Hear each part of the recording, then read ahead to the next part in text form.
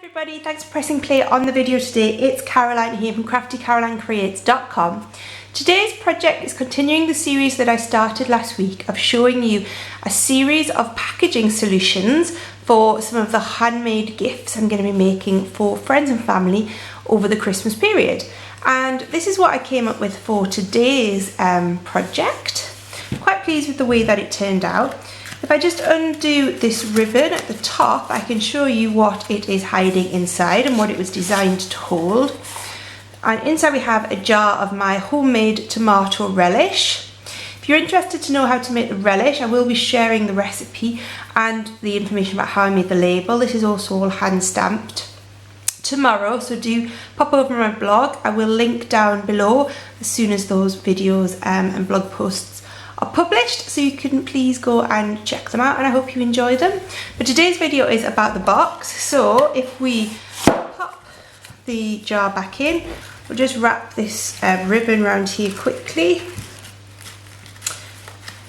tie that back up. Okay, I'll pop that over to the side and we'll get on with making our version today. So we're going to start with a piece of very vanilla cardstock. This measures 7 inches by 9.5 inches. And the first thing we are going to do is bring in our scoreboard, and with the short end at the top we're going to make one score line at 1.5 inches. Now what this score line is going to allow us to do when we do our stamping just now, we are going to need the scoreboard again, so don't put it too far away, is everything below this score line is going to be on the base of our box. We want to make sure that the majority of our stamping is above that line. To do our stamping, we are going to use this this image from Festival of Trees. This is in the annual catalogue, so if you don't recognise it from the seasonal, that is why. And it's got this beautiful, this is what we created, this beautiful pine tree image with. We are just going to use one colour, that's Mossy Meadow, and I've already mounted my stamp set. So what we are going to do is just stamp our image, making sure we are above that line, like that, and then we are going to, without re-inking, we're going to stamp again, and that gives us that nice two-tonal stamping from one ink pad. Going to do it again, let's see there, and stamp off. And then you can do it again if you want to get a really subtler pattern like that. Okay, let's do another one here. And I'm going to do my stamped off one here. And another one there. Okay. Just move that along a little bit so I can see where I'm working. As I said, remember to keep, oh, I nearly inked again without stamping off. Remember to try and keep above that score line, so we're making sure that these trees are all on our box and not hiding on the base. The photopolymer aspect of this makes it really easy to do that. Okay, a few more. Just going to stamp off now so that I can fill in a few more subtler trees. I think that will do for about now, but you get the impression of how you can make that really lovely forest scene using just the one stamp set. Now I am going to bring back in my scoring board, and we are going to score with the long side at the top this time, and we are going to score at 1.5 inches, at 3 inches, 6 inches, 6 inches, and 7.5 inches, and finally at 9 inches. Okay, I'm going to put the scoring board away, but not too far, because we are going to need it again in just a second. And what we'll see is where, can you see that? Yeah, there you can see where we've scored those lines. We've got one sort of double-sized panel in the middle, and that's where we are going to stamp our sentiment. The sentiment today comes from Jingle All the Way, which is a great stamp set that I haven't actually used that much. It comes with some coordinating edgelets that I know quite a few of you have bought. I do have some projects coming up using this. The example we used the Home for Christmas sentiment. This one we are going to use Merry Everything. I'm going to use that in Cherry Cobbler, and I've already mounted it, and I'm just going to check that I have this up the right way. Nope, it's upside down. Good job, I checked. So it's a bit hard to see on the script of this stamp actually which way is up and which way is down. And then I'm just going to by eye stamp this in the centre of those two score lines that we have just done. Okay, it's a little hard for me to see that actually. The light is reflecting off the block. So what I'm going to do is I'm just going to fold and burnish those two score lines. Just makes them a bit more prominent for me to see where I'm stamping between. Okay, so are we the right way round? Okay, this is the right way round.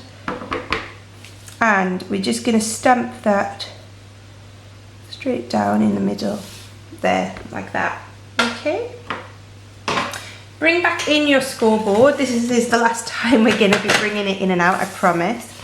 And we're going to firstly do it with our long side at the top and score at 4.5 inches, which will be in your middle section there. And then we're going to turn it round and we are going to score it at 1 inch and 2 inches. Okay, so that's all our scoring done, I promise. So you can put your scoring board away for good. And we're just going to fold and burnish along those score lines we had just made. Okay. That one's been done. Do this one. And just going to score there. And the last one here. Okay.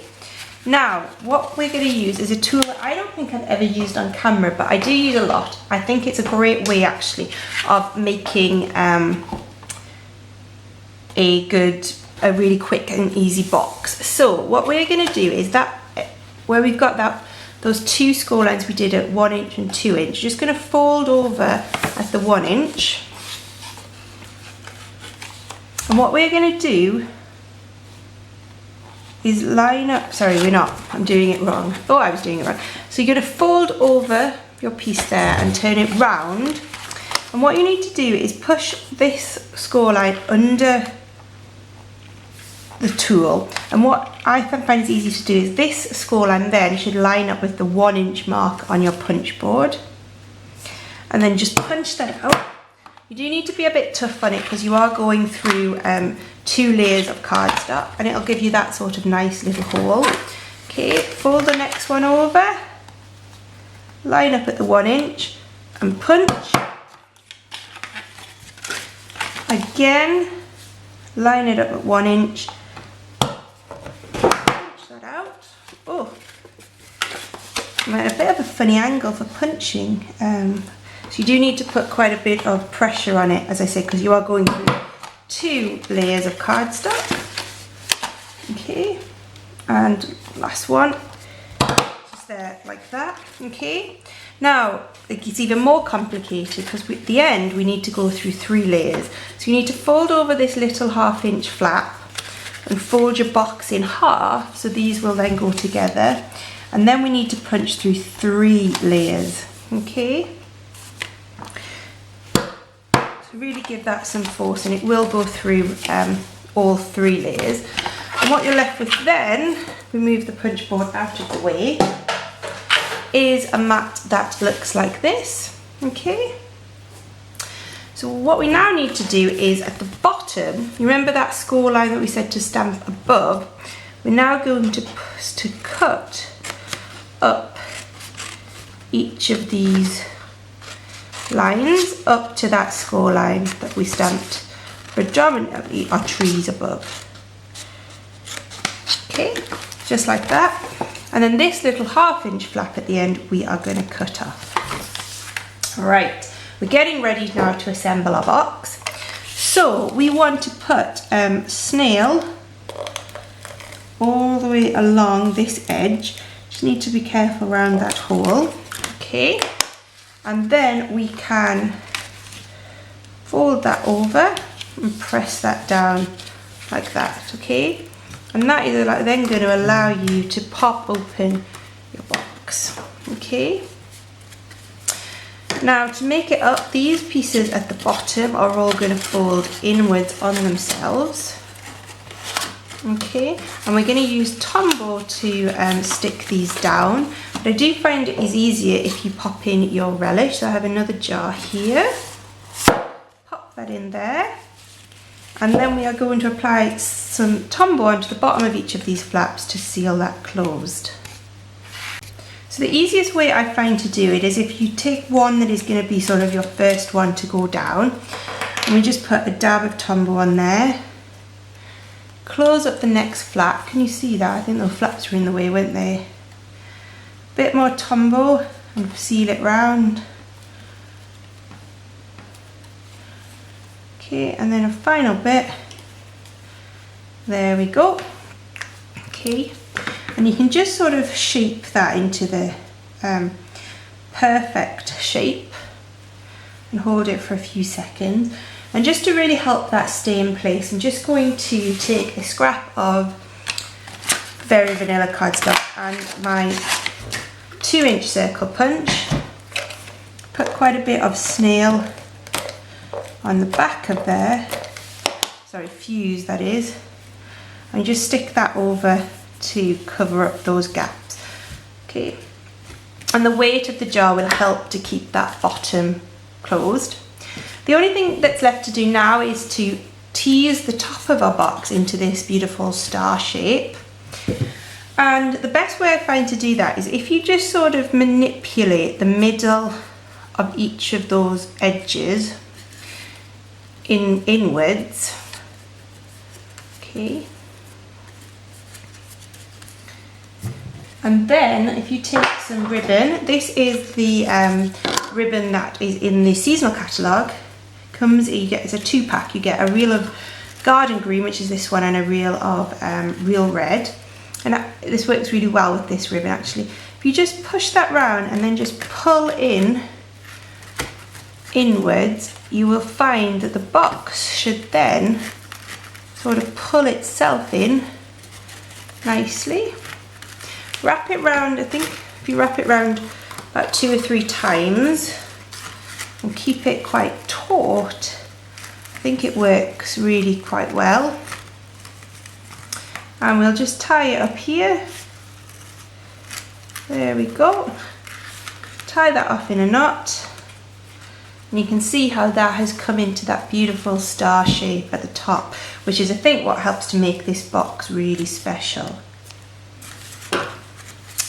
And there you have it, 2 lovely gift boxes. I made them for some tomato relish I'm going to be giving to people, but obviously you could use it for any jar, or in fact anything that's sort of round, candles, cosmetics, they would all work really well for them as well.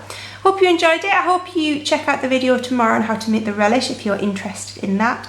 And if you'd like to buy any Stampin' Up products to make your own versions of these boxes, please don't hesitate to get in touch. It would be my pleasure to order them for you. Thanks for watching. See you soon. Bye bye.